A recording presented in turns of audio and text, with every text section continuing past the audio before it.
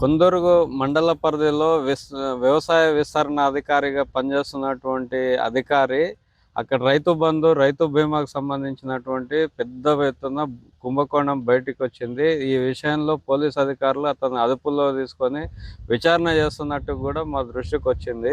అయితే ఈ విషయంలో ఒకే ఒక మండలంలో ఒక 4 క్లస్టర్ల పరిధిలో ఉన్నటువంటి ఒక వ్యవసాయ అధికారి ఇంత పెద్ద ఎత్తున రైతు బంధు, రైతు బీమాలో మొత్తం సర్వే నెంబర్లను క్రియేట్ చేసి ఇంత డబ్బులు ఫ్రాడ్ చేస్తే రాష్ట్ర వ్యాప్తంగా ఇట్లాంటి అధికారులు ఎంతమంది ఉన్నారు, వీళ్ళు ఎంతమందిని మోసం చేసి ఉంటారు అని చెప్పేసి పెద్ద ఎత్తున అనుమానాలు వస్తున్నాయి.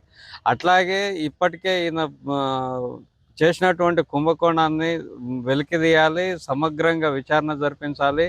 విచారణ జరిపి ఇట్లాంటి అధికారుల మీద కఠినమైనటువంటి చర్యలు కూడా తీసుకోవాలి. అట్లాగే ఇతను ఫ్రాడ్ చేసినటువంటి సొమ్ము మొత్తాన్ని మళ్ళీ రికవరీ చేయాలి. లేని సర్వే నెంబర్లు క్రియేట్ చేసి ఈ పద్ధతుల్లో చేసినటువంటి అధికారులు లేని రైతులను ఉన్నట్టుగా చూయించి చనిపోయినట్టుగా చూయించినటువంటి ఇట్లాంటి అధికారులను తక్షణమే వాళ్ళని జాబ్ నుండి సస్పెండ్ చేయవలసినటువంటి బాధ్యత కూడా గవర్నమెంట్ పైన ఉంది. గత ప్రభుత్వం చేసినటువంటి ఇట్లాంటి పనుల వల్ల చాలామంది రైతులు వాళ్ళు ఇప్పటికీ డబ్బులు రాక అనేక అవస్థలు పడుతున్నటువంటి సందర్భాలను మనం చూస్తూ ఉన్నాం. కాబట్టి ఇప్పటికైనా గవర్నమెంట్ ఈ విషయం మీద పూర్తి సమాచారాన్ని సేకరించి రాష్ట్ర వ్యాప్తంగా ఇట్లాంటివి ఏమన్నా సంఘటనలు జరిగి ఉంటే అట్లాంటి వాటి మీద కూడా సమగ్రంగా విచారణ చేపట్టాలని చెప్పి మేము డిమాండ్ చేస్తున్నాం.